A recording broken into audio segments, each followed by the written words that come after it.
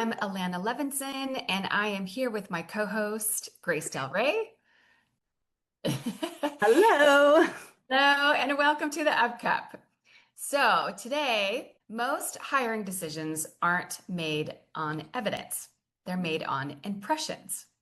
And impressions are where expensive mistakes start. What most business owners aren't conscious of is that when you're hiring, you're not hiring a candidate because of how they make you feel in a conversation. You're hiring how they think, how they decide, and how they execute on things, especially when things aren't going well. And most hiring processes never actually test for that, or they don't do a very good job at it. And this is where strong leaders fall short because they don't ask enough questions to reveal how a candidate arrived at an answer. So, this conversation is about how leaders are substituting feeling, performance, and opinion for real discernment. And our coffee quote of the day, you can't judge the strength of the coffee by the foam on top. I love it. Like the first thing that we wanted to talk about was like, I like them. That's why I'm hiring them. They were likable. Gosh darn it, they are so darn likable. Yep, Mm, that is one of the biggest traps that people get in is they start to subconsciously respond to what they feel as personal chemistry. Same thing in dating. It happens in interviews or when you meet people in the work world, and they start to think like, whether it's conscious or subconscious of, yeah, I'd really enjoy working with this person because you're going to be with them or communicate with them almost every day or at least Monday through Friday, and depending on how necessary or how often. But that's the trap that a lot of hiring leaders or managers get into. yeah, and then I've seen them where they want the person to be responsive and say yes and really be super supportive. And yes, you want that, but then there has to be like a reality check. Because I just witnessed something just recently this week where I was like, oh, this is why they hired this person because they were like gung ho and going, yes, I can do that. I'll take care of it. I'll take care of it.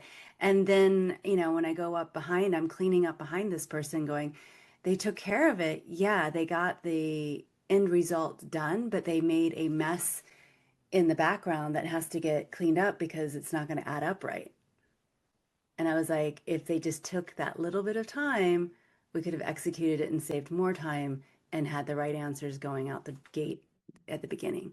Yeah, because enthusiasm doesn't equate to real actual capability. Or even someone that just gets stuff done. That's great, right? You've got someone that's another trap is like they've got someone like they're just getting stuff done. Great. Are you double checking the work, at least in the beginning after you first hire them? Because are they doing it the way that you needed them to do it? Are they thorough? Are they fully completing it? Are there any gaps or any information missing? Are there steps missing? And there's, depending on your work and what you're selling or, who Yeah. your clientele is. Yeah. Because you can get it done, but I have challenges with like, the person said they knew how to use the software, right? And my background's in accounting, so accounting softwares, there are certain modules and there are certain ways that you have to use it, and you can bypass it depending on which software you are by making what they refer to as a journal entry. And I know that goes down like a slippery slope, but just really quickly, like they can journal entry their way out of stuff, but it leaves a bunch of mess in the modules because it wasn't used correctly. And then you're spending time cleaning up that module because when you go to do a report, the reports don't look right.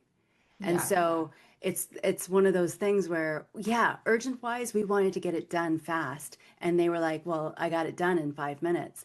And I was like, yeah, but to do it correctly, it was going to take 10. And now it's going to take us 3 days to undo what you did. Yeah. Again, efficiency doesn't equate to real capability. Yeah, absolutely. And it's one of those frustrating things. And they're like, well, we'll just have to live with it. And I was like, yeah, you're not going to want to look at that report in the board meeting with those oopsies. Well, and that on the same token, that brings us to another point in that how do they function under pressure? So if they make a mistake and you call it out and you say, hey, it's great that you got this done efficiently and quickly, although I'm seeing, a few things that need to be corrected here. How do they respond to that? That's another tell in terms of how this person is going to be to work with. Yeah, and I think that that's one of the ones where it's like, how do you in the process of interviewing, where do things like these questions or scenarios come up where you can put it in a way, it's not a got you question, it's more of like a revealing question so that the participant can kind of reveal who they're going to be in the moment. Because I think it's easier for a person to guess that you want them to say, "Oh, I'm going to do whatever you need me to do." And the minute that you need me to, if you say jump, I'll say how high, kind of thing, which is great in the moment. But in reality, like that's what I wanted to hear, but that's not necessarily the right path. Well, And I need somebody as a leader, I need somebody to go, "Hey, I would like to jump and do that really quickly, but we're going to need to take some extra steps for clarification to make sure we get this done right." and I And appreciate you saying that it's not a got you question. Because I think that's one of the reasons why people are afraid to even ask these kinds of questions because, like, oh, I don't want to make them uncomfortable, and then they won't show up as their true self. Well, actually, sometimes when you ask them a question of how they would operate under pressure, or tell me about a time that you made a mistake, because we all make mistakes. So tell me about a time that you made a mistake. And how was it? How did you handle that? How was it dealt with? Did you call it out? Did your manager call it out? How did you come back from that? yeah, and that's a hard one because like no, like I've asked that question in interviews and I've watched the person or different people dance around it where they're like, okay, what can I give away that's the least, or they'll recouch it and be like, my biggest fault is I just work too hard. Yeah. Yes. So they don't even answer the question like, well, I don't do anything. So it's like, oh, so you don't do anything wrong? No, never. I'm always right. And then you're like, oh, that's a different kind of personality than Right? Because that's somebody who, can't own up to a mistake, who can't be accountable for something. They'll possibly constantly blame everyone else or everything else for yeah, things. They won't take responsibility for it. So, well, and what these also point to is another pitfall in hiring, which is not really testing how they truly think about something. It's a little similar to what we've been talking about, but it's more about, are they coming with already rehearsed, polished answers that you're on the onset, you'll go, wow, that was a really great response because it's exactly what you wanted to hear. But the thing is they knew that. So, how can you effectively test their ability to actually perform the tasks that they're going to need to perform when and if they do step into the role? yeah. And I think like in my particular profession, I definitely create tests for that for specifics because I really need to know that they can actually do the task at hand and follow directions. And I'm looking for them to actually follow the directions or follow the teaching pretty clearly. But even in that, you can get like, obviously they can get help. It's easy to have like AI going in the other, like something going in the background that's going to help them like surpass that test. And then it's like, oh, now I've hired you because you said the right answers, you answered the test questions great. And then now I've got you here, and then you're underperforming. Well, and to that point about AI, it's like, look, AI can be really helpful in a lot of ways, but it's also programmed to always be a complimentary of you.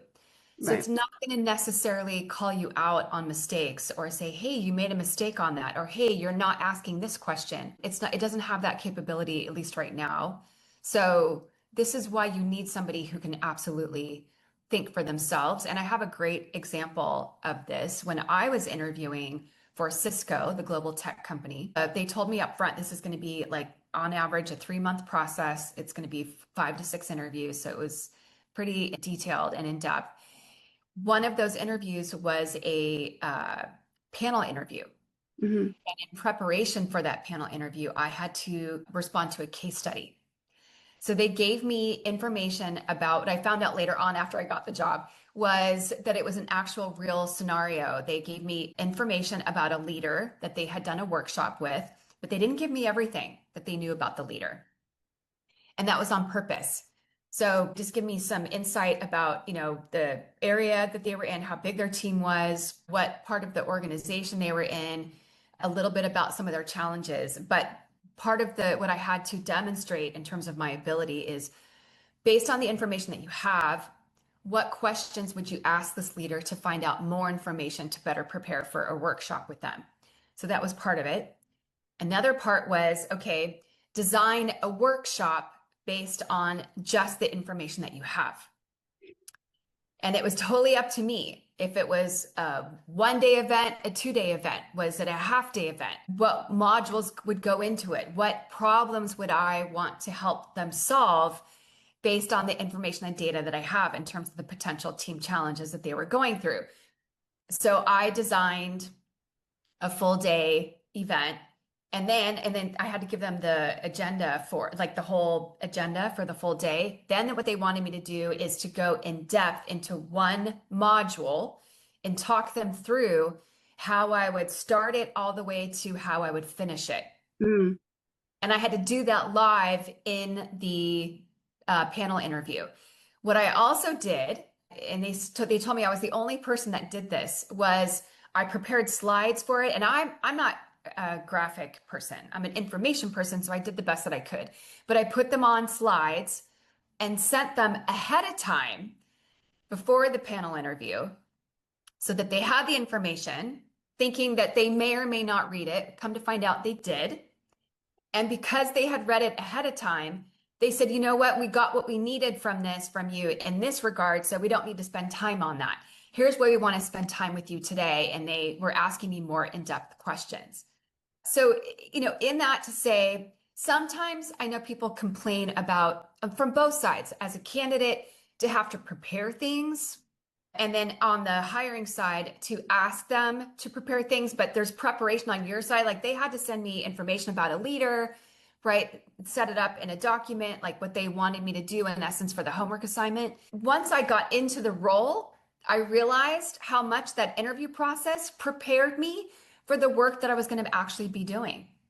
Right. And then for them, I can see the benefit of why they went so far and took the time to have you do the prepared work because then they could see you in your thinking process. Also, how much time did you prepare and what did you prepare in this to come to the meeting? Because, like, if your style is like last minute Jane, you might not have gotten them the slides ahead of time. And then you were shooting from the hip and they didn't know what you were going to be doing, which can create chaos when you're trying to put on these day events, these seminars teaching, right? If the person that's leading them comes in and they're like, "Oh, I'm just going to swing from the hip and I'll just talk off cuff," which for some people that works, but a lot of times it creates a lot of chaos. So I can see like, yeah, here's the benefit of that preparation. Here's the benefit to see like, does this person really have the goods?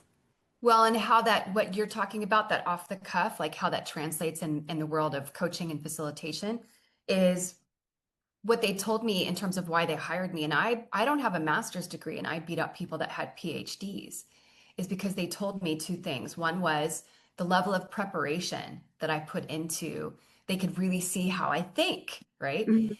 The other was they saw that I had the ability to be flexible. So there's the ability to be flexible, which can sound like or seem like it's, functioning off the cuff. Because sometimes in the moment when you're doing a workshop and you realize that the content that you created is not what the team actually needs in the moment, when you're like halfway through the day and you realize some stuff is coming up, you need to be able to just throw it out or tweak it on the fly. And yes, I realized how much I absolutely needed to be flexible in that role, and that served me well. And that's probably, like they said, that's why they picked me as the person to hire. So Right. Yeah. yeah.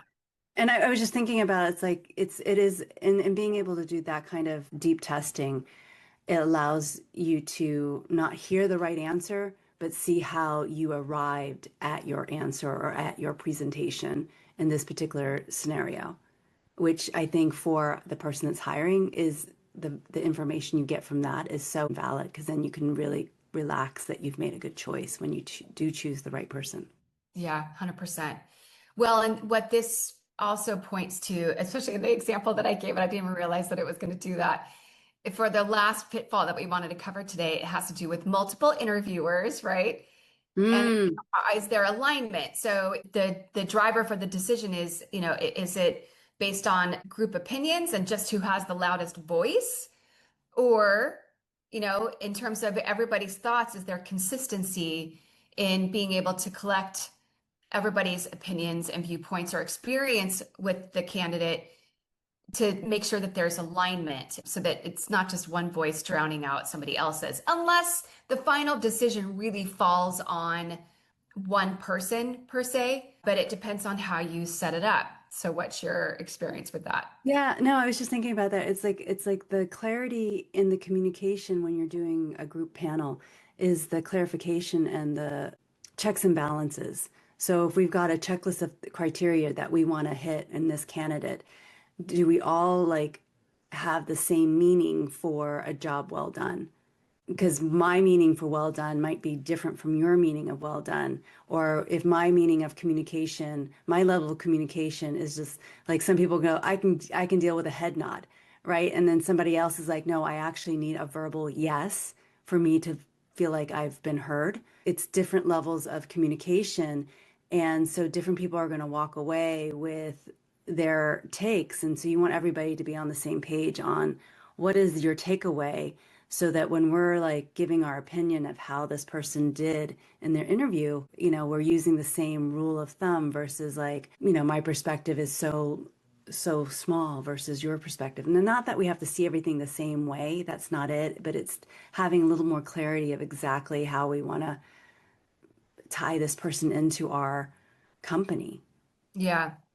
Well, so just a few more points on this before we start to wrap up. But I actually also got to participate in the interview process. So our manager had gone on sabbatical, and so we needed to find somebody else to replace her. And so a couple people were, advocating or vying for that role, I should say. One of whom was also somebody on my team who wanted to get promoted to leader. No one was from the outside, they were all internal. And when we provided feedback, we all had to answer the same questions into an online platform, but it wasn't a discussion. There was no Mm, verbal discussion. That was just the process. Sometimes there's a verbal discussion, sometimes you have to submit information into a form and then it's evaluated because it does land with one person. But a great question that I learned a while ago in terms of interviewing is, especially when it comes to multiple people and you're providing feedback about a candidate, is this someone that you'd be like, yeah, I can work with this person? Or would you go to bat for them? Would you advocate for them? That right. that is a great differentiator in terms of really standing out as a strong yes versus just a yes. Yeah. Yeah. No, it's true because if you can't go and advocate for them, you're likely not going to, and you're not going to go to them to get help or to give them assignments because you don't feel that they met your criteria.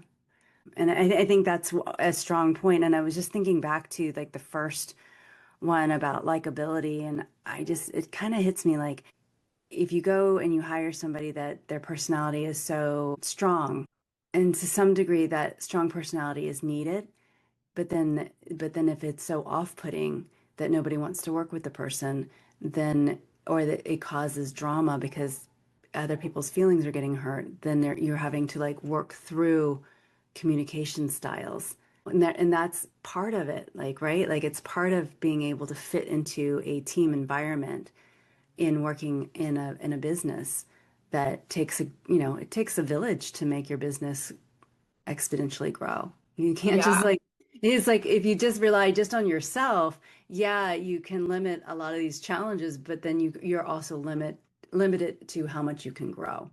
Well, and that the exact situation that you just brought up, I coached a few leaders on, and one in particular, he really thought this person was going to be a great asset to the team. And once he brought him on, he ended up very much not being a fit, and it caused all kinds of issues where nobody else wanted to work with them and were coming to the leader complaining about this new person and literally saying, I will not work with them. I will not meet with them. I will not have conversations with them.